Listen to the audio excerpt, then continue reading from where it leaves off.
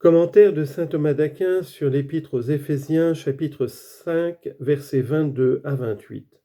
Sommaire.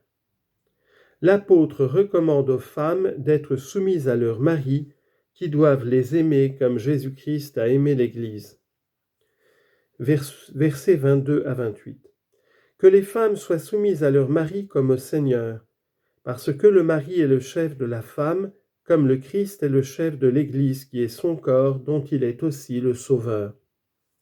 Comme donc l'Église est soumise au Christ, les femmes aussi doivent être soumises en tout à leur mari.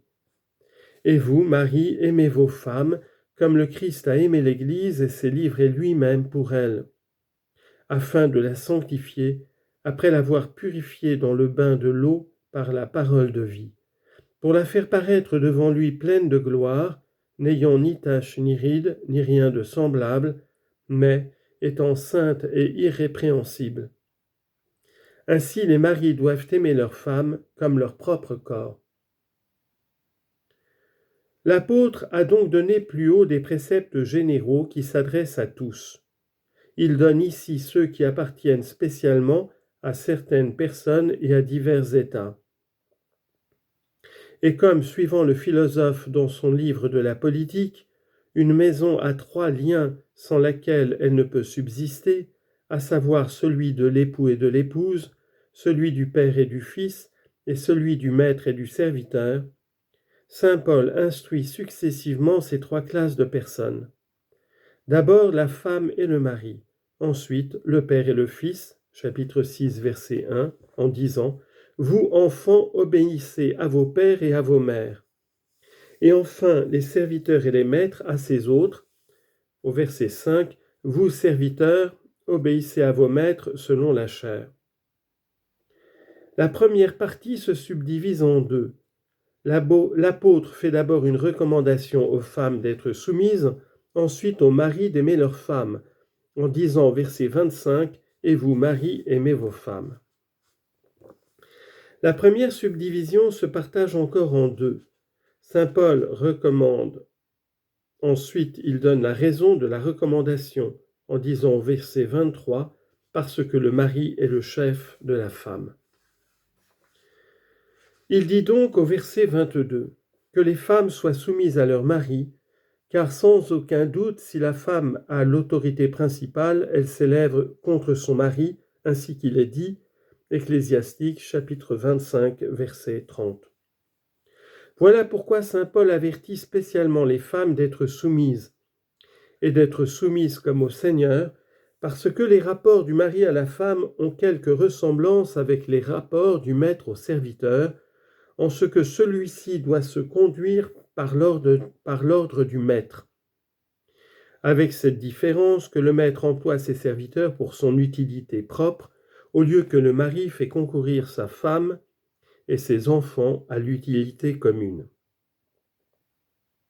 C'est pourquoi l'apôtre dit au verset 22, comme au Seigneur, non pas qu'il en soit véritablement le Seigneur, mais comme le Seigneur, confère 1 Pierre 3, 3, vous aussi, femmes, soyez soumises à vos maris.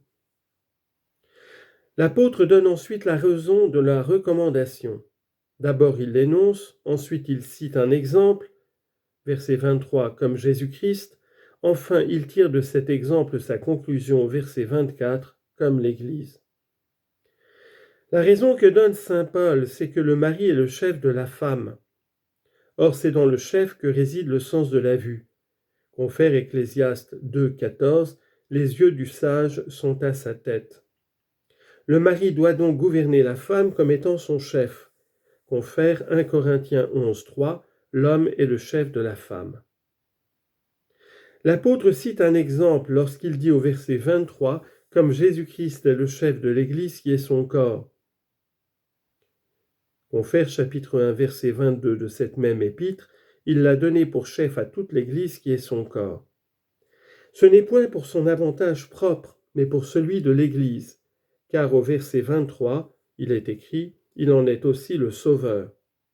Confère Actes 4, 12, il n'y a point de salut par aucun autre, car aucun autre nom n'a été donné aux hommes sous le ciel par lequel nous devions être sauvés. Confère Isaïe chapitre 52 verset 2, « Voici mon Dieu qui est mon sauveur ». Saint Paul déduit ensuite sa conclusion quand il dit au verset 24, « Donc, comme l'Église est soumise à Jésus-Christ ». En d'autres termes, il est contre toute convenance qu'un membre soit en désaccord avec son chef en quoi que ce soit. Or, de même que Jésus-Christ est le chef de l'Église à sa manière, ainsi le mari est le chef de la femme. La femme ne doit donc pas désobéir à son mari. Confère verset 24, mais de même que l'Église est soumise à Jésus-Christ. Confère psaume 61 verset 2, « Mon âme ne sera-t-elle pas soumise à Dieu ?» Ainsi les femmes doivent être soumises à leur mari. Confère Genèse chapitre 3 verset 16, « Vous serez sous la puissance de votre mari. » Et soumise en toutes choses, c'est-à-dire en tout ce qui n'est pas contre Dieu, car il est dit, Actes chapitre 5 verset 29, « Il faut plutôt obéir à Dieu qu'aux hommes. »